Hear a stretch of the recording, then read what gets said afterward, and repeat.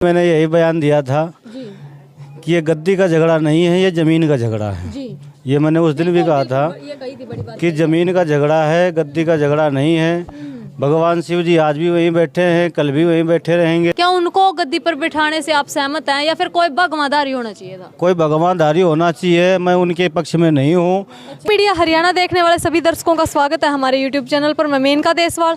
पीछे आपने मेरी कई दिन पहला वीडियो देखी है कि बनियानी गांव में एक महाराज जी बाबा पांडे जियों का जो है स्वर्गवास हो जाता है और उनको समाधि को लेकर बहुत बड़ा बवाल बवंडर जो है हो जाता है। एक पक्ष तो ये आरोप लगा हुआ है इधर कि मतलब बाबा जियों को जगह नहीं दी गई, मंदिर में जगह नहीं दी गई, या फिर वो जो बाहर ज़मीन थी जहाँ ज़मीन की खुदाई की गई थी वहाँ भी ज़मीन नहीं दी गई समाधि के लिए सिर्फ।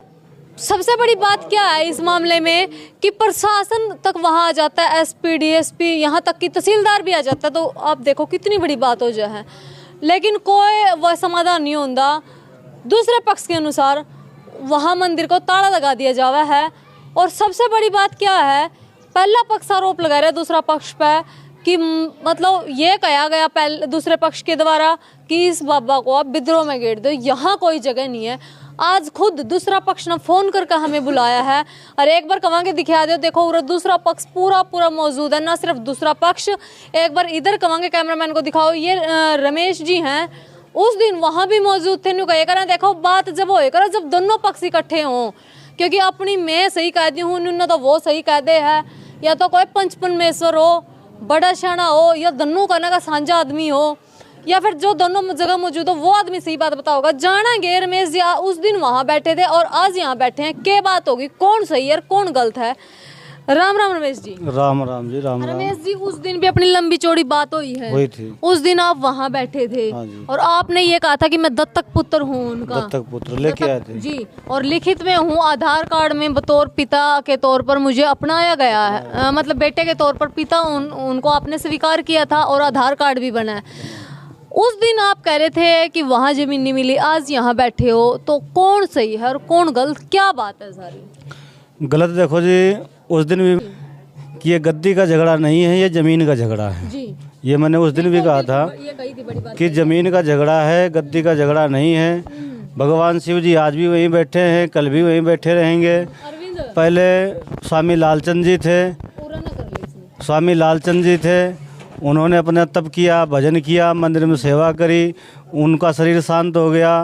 बाबा मंगल स्वरूप जी यहाँ रहे, ब्रह्मचर्य का पालन करते रहे, और वही हमें महाकुंभ के इलाहाबाद से लेके आए थे जी।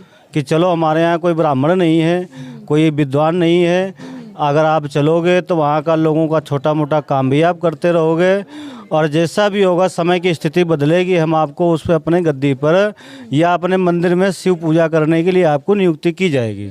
गद्दी जरूरी नहीं है, भगवान का पूजन, भगवान का भजन और भगवान की सेवा सबसे ज़रूरी है।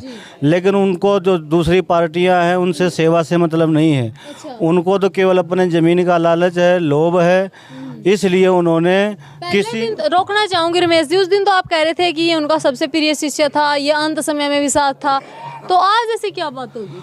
अंत समय में प्रिय शिष्य था, जाना आना, बैठना उठना, खाना पीना, भोजन पानी सब कुछ करवाते थे, जाते थे, वहीं बनाना उनका, वहीं खाना, और यही था कि भाई ये आते जाते बैठते हैं। लेकिन ये किसी को उन्होंने नहीं बताया था भाई मैं तुरंत खड़े पैर इसको महंत बनाऊंगा या इसको गद्दी सुनूंगा। अच्छा, पंचायती तौर पर मतलब पंचायती का लिया साधुगण में किसी की राय नहीं ली? नहीं राय ली, क्योंकि पूरा गांव है, किसी से आप जाके बच्चे से लेके बूढ़े तक पूछ सकते हो कि भाई रमेश को बिठाया जाए, उसको बिठाया जाए। अगर आप वोट भी डलवा दो तो भी वोट भी हमारे ही पक्ष में आएंगे, क्योंकि हर कोई चाहता कोई ब्राह्मण साधु या पुजारी बैठे जो सेवा कर सके, लोगों की इज्जत कर सके।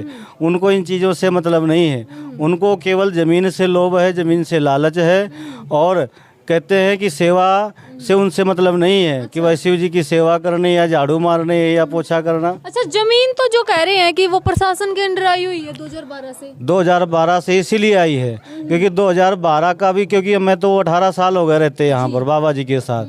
2012 का भी केस देखा है, 13 में भी देखे हैं, उनकी फाइलें भी देखता रहता था। वकील के पास भी जाता था, ये नहीं कि भाई मैं कहीं गया नहीं हूँ।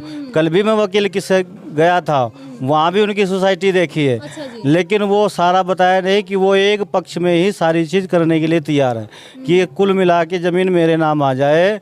और तो देखो बड़ी बात आप कह रहे हैं, जमीन को लेकर वो दावेदारी जो है कर रहे हैं, लेकिन जमीन तो जो गांव राम की है, सांझी है, मंदिर की जमीन है, ये किसी इंडिविजुअल व्यक्ति को नाम होना क्या पॉसिबल है? नहीं नहीं, ये पॉसिबल नहीं है, क्योंकि हमारी भी ये इच्छा है या गांव राव की इच्छा है कि अगर शिव जी की मंदिर की ज़मीन है तो ये जितना भी उसका पैसा है, जितनी भी सेवा है, जितनी भी लागत है मंदिर में लगे।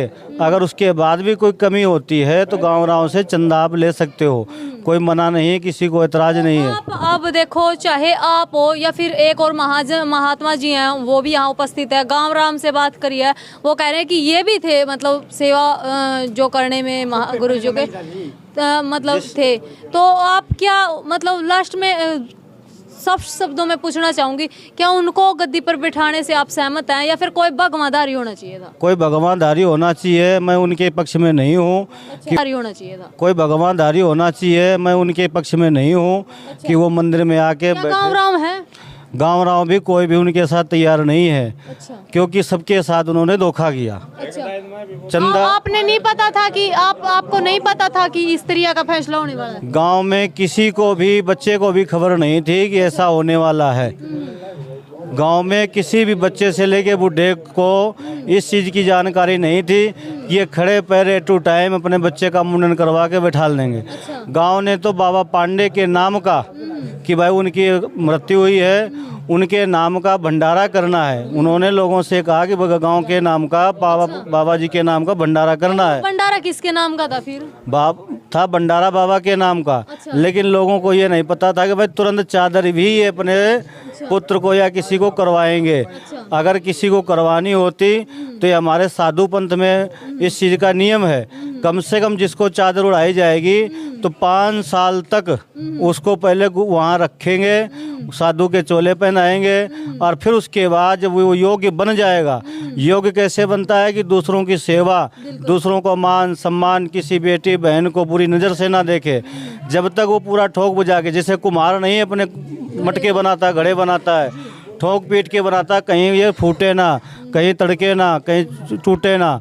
इसी प्रकार किसी अगर साधु को या किसी ब्रह्मचारी को या किसी संत को या ब्राह्मण को गद्दी दी जाती है तो कम से कम उसको 5 साल तक लाल कपड़ों में, वस्त्रों में उसी आश्रम में रहना होता है। वो सारे नियम उसको करवाए जाते हैं। तो क्या आप इस बात से सहमत नहीं है, मतलब खुश नहीं है? क्या खुद बाबा पांडे जी भी अगर सोच रहे होंगे ऊपर कि एक उनका दत्तक पुत्र था और दूसरा मतलब ऐसे गद्दी के लिए बैठा दिया गया, तो वो खुश नहीं है। खुश नहीं होंगे? वो खुश नहीं, क्या स्वीकार करेगी? नहीं स्वीकार करेगी।